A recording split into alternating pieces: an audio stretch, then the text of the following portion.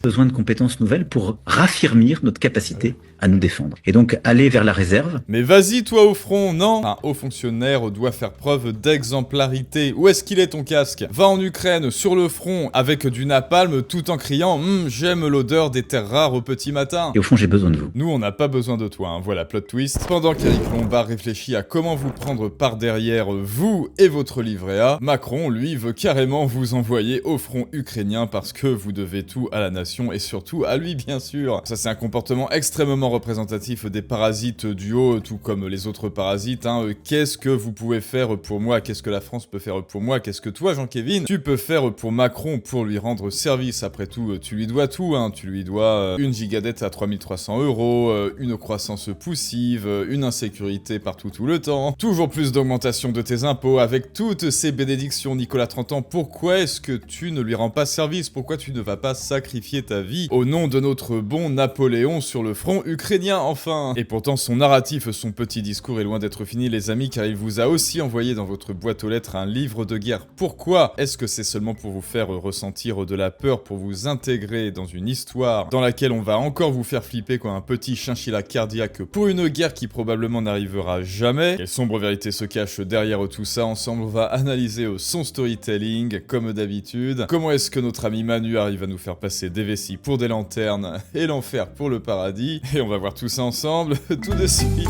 Alors les amis, voilà, vous êtes chef de l'État, tout le monde vous déteste, votre cote de popularité n'arrête pas de baisser chez la ménagère de moins de 50 ans, chez les plus de 50 ans aussi d'ailleurs. Nicolas 30 ans vous déteste parce que vous gaspillez son fric sur son salaire à payer des perruques à Jean-Michel. Les caisses de l'État sont vides, vous avez une gigadette, mais vous refusez coûte que coûte de baisser votre train de vie de haut fonctionnaire parasite. Pardon, petit pléonasme. Alors, qu'est-ce qu'il faut faire? Eh ben, on va encore prendre de l'argent aux Français et surtout, on va leur demander leur vie pour qu'ils aillent prendre un petit peu de terres rares en Ukraine. Et voilà comment est-ce que Manu s'y prend. Je voudrais vous convaincre que vous avez un rôle à jouer dans ce moment, dans cette ère dans laquelle nous entrons.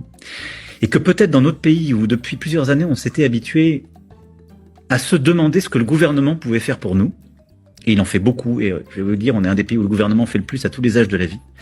On rentre dans une époque où chacun d'entre nous doit se demander ce qu'il peut faire pour la nation française et la République. Et au fond, j'ai besoin de vous. Mais j'ai besoin de vous aussi, tout de suite, en termes plus concrets, en expliquant, en portant la conscience que vous avez du défi. J'ai besoin de vous, peut-être, si vous y êtes prêts, en rentrant dans la réserve.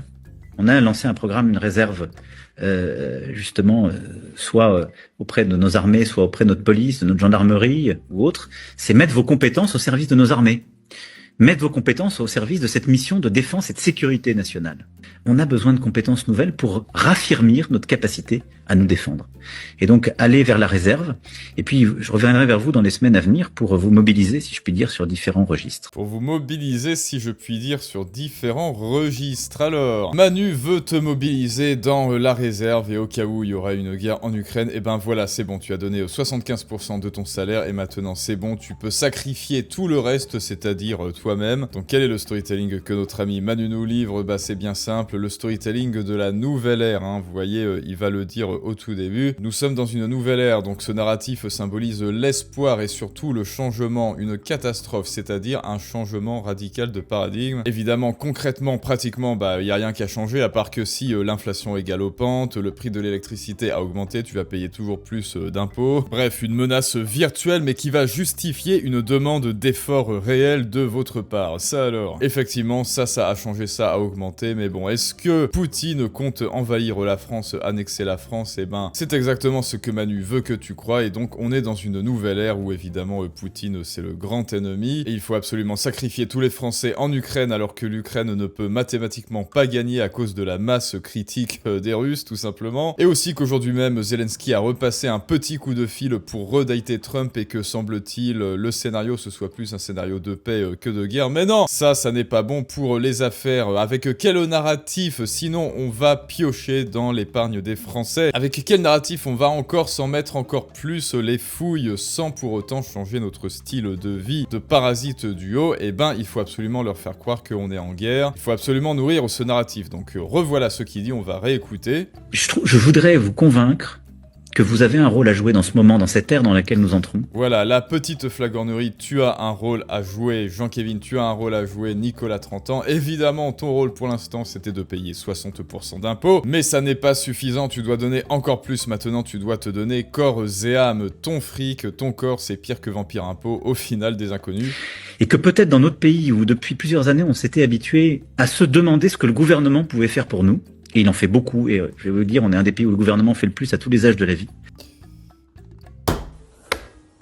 Rizitas, viens à notre aide. Rizitas, je t'invoque. Qu'est-ce que c'est que ces conneries? Le gouvernement en fait énormément pour nous à toute époque de la vie. C'est-à-dire l'insécurité, c'est-à-dire le recul toujours plus dans les abysses dans le classement PISA, c'est-à-dire une sécurité sociale toujours plus frauduleuse où on vous fait croire que c'est gratuit alors qu'évidemment, non, ça n'est pas gratuit, c'est Nicolas qui paye. Rappelez-vous, si c'est gratuit, c'est vous le produit. Encore plus d'insécurité. Ah non, ça je l'ai déjà dit, pardon. Les Français qui sont sous-payés, la tiers-mondisation de tout partout, l'augmentation des taxes et des impôts, on donne toujours plus au gouvernement qui nous rend toujours moins. Alors moi, à part faire un affourat de 90% des services publics, des agences, des ministères, du Parlement, du Sénat, mais pas de l'intelligence de Macron parce qu'il ne resterait plus rien, pour éviter cet aller-retour inutile de mon argent, de ma poche vers la leur, où eux, ils vont faire leur petit Garcimore, Houdini, hop, plus rien, voilà, je t'ai pris ton argent, et hop, disparu, magie, rien dans les mains, rien dans les poches. Enfin, après, le DG de Pôle emploi, de France Travail, est toujours payé 20 000 € par mois pour cocher des cases et faire des tableaux Excel. Et François Bayrou prend son petit jet privé pour aller à Pau, mais sinon, non, là, on n'a plus d'argent, s'il vous plaît,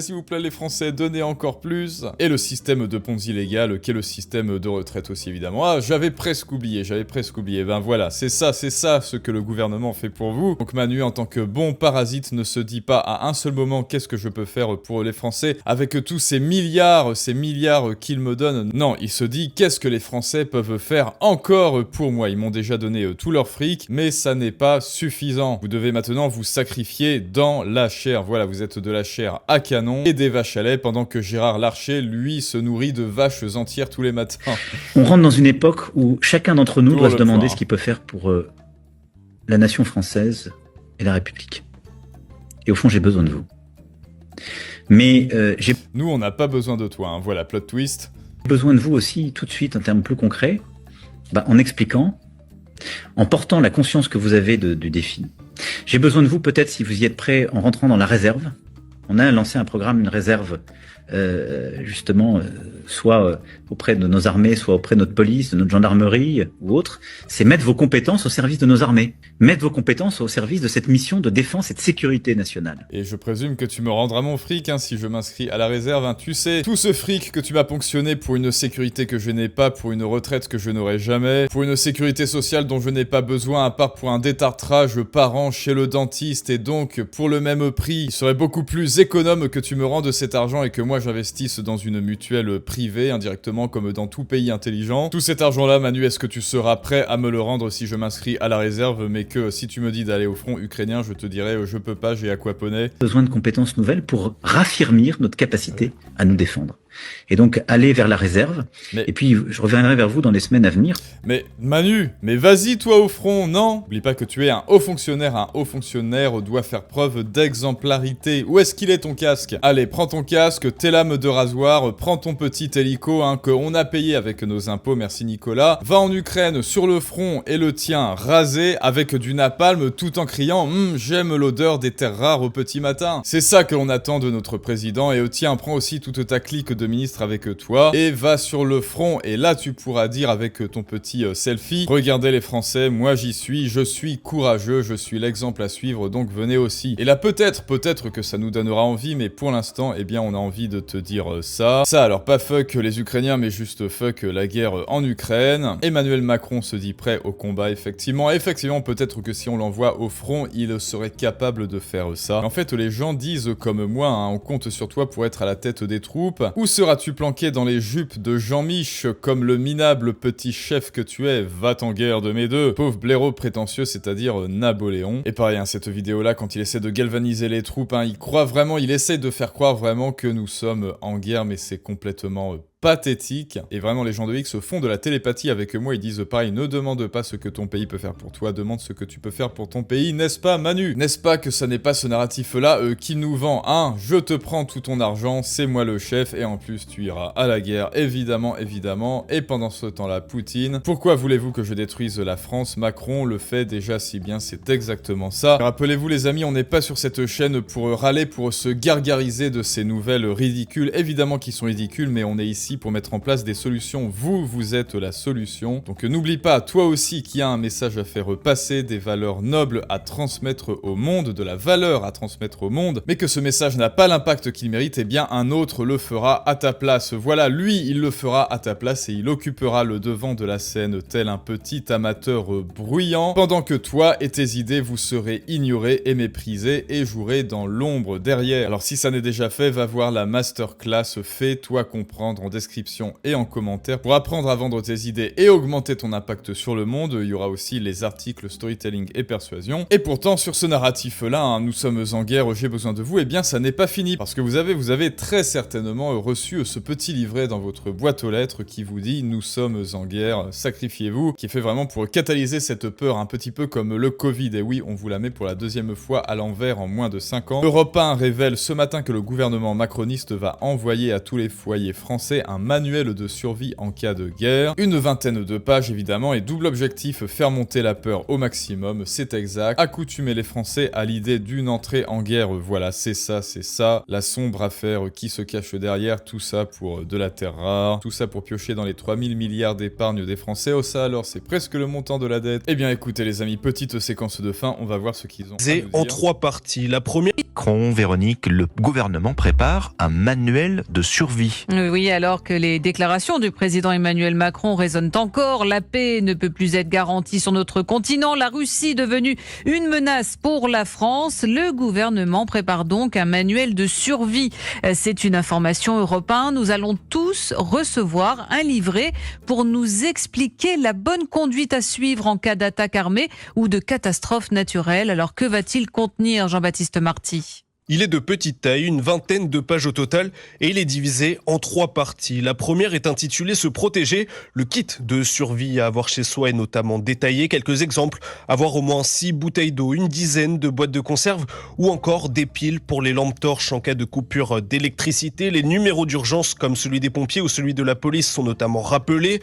La deuxième partie évoque les bons gestes à adopter, comme fermer toutes les portes en cas de menace nucléaire. Enfin, la dernière partie, intitulée « S'engager », incite à s'inscrire dans les réserves nationales comme celle de l'armée.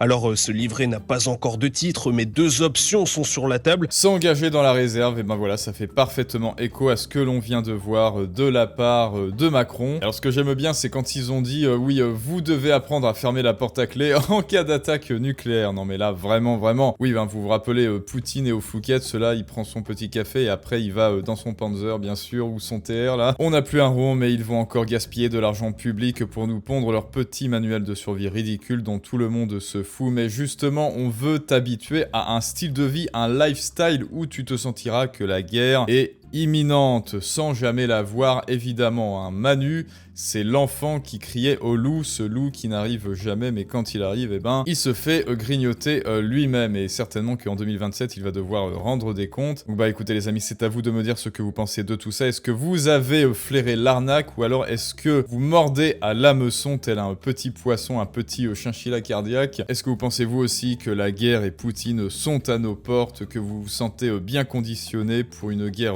imminente, ou alors vous savez très bien que c'est juste pour financer les perruques de Jean-Mich? C'est à vous de me dire tout ça en commentaire. N'oublie pas de lâcher ton plus beau pouce bleu et de t'abonner, et à très bientôt pour une prochaine analyse du monde moderne, mais ça, c'est une autre histoire.